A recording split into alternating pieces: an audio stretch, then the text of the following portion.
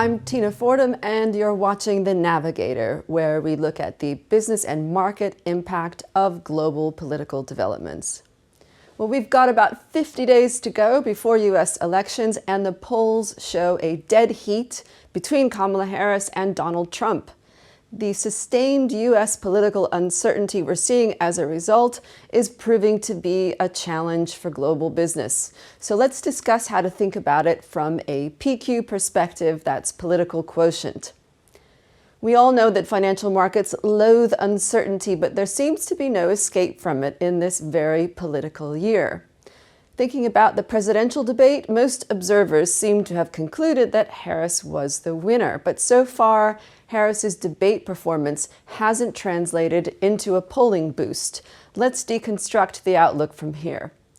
My first suggestion is to resist the temptation to call this election now. Why? First of all, the polling data is only now starting to enter predictive territory. September is when the rubber hits the road. Market participants had convinced themselves of a Trump victory earlier this year, put on a lot of Trump trades, and sentiment was peaking probably around June. But forecasting elections is really not like forecasting interest rates.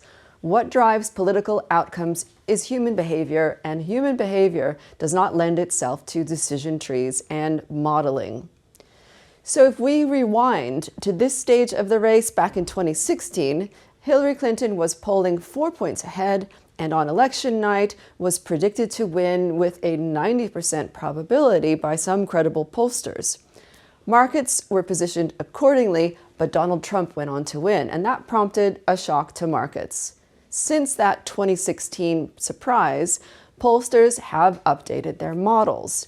But given that forecasting is challenging at the best of times, especially in the United States, despite it being the most heavily polled country in the world with the most sophisticated polling industry, we saw polling errors in both 2016 and 2020.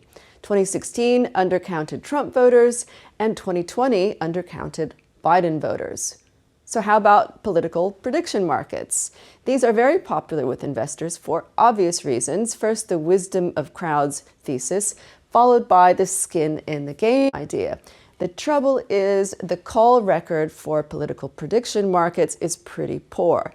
So it's better to think of them as a sort of temperature gauge for investor sentiment, and this is still heavily skewed toward a Trump victory. Our top tip is to ditch the base case and tail risk construct and prepare for a wider range of plausible hypotheticals. And you've heard that term from me before. And that takes us to our next point. 3 little words: margin of error. The margin of error in US polls is usually between 2 to 3 percentage points and as much as 5. One of the peculiarities of the U.S. system is that even a 1-point swing in the national polls can translate into a big shift in the Electoral College.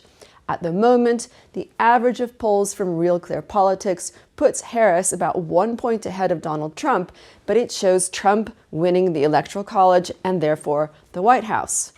That's partly due to Trump's strength in many of these swing states and partly due to the structural advantages that the Republican Party has in the Electoral College. And yes, that does mean that the U.S. elections will be decided by tens of thousands of voters in a few battleground states. That's nothing new.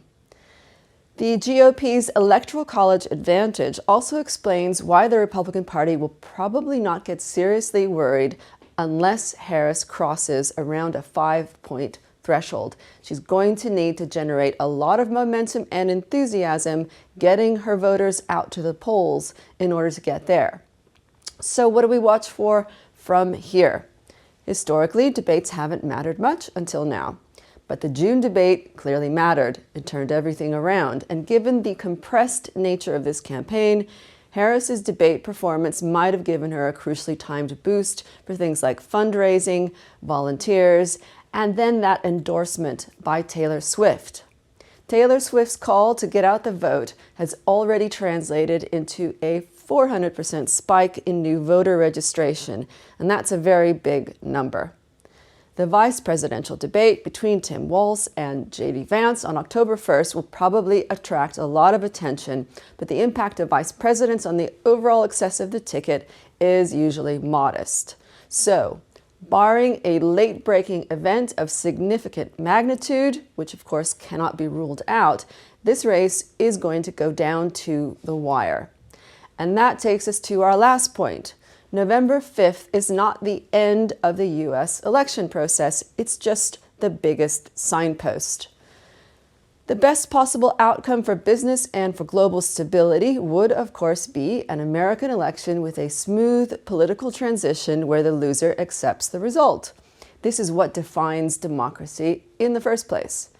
The challenge with a close race like what we have now is that there'll be greater uncertainty about the final outcome and doubts about the legitimacy of the eventual winner.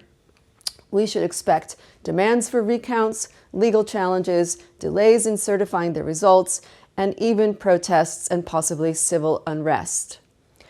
After the turmoil in 2020, U.S. election officials and other bodies have worked to prepare for further challenges, but procedural disagreements and loopholes remain. So to close, our advice is to expect continued political uncertainty from November through to Inauguration Day on January 20th, 2025, and possibly beyond. Thanks for watching The Navigator, and bear in mind that fortune favors the brave and chance favors the prepared mind. Do follow us on LinkedIn and Instagram and sign up for our newsletter. Thanks for watching.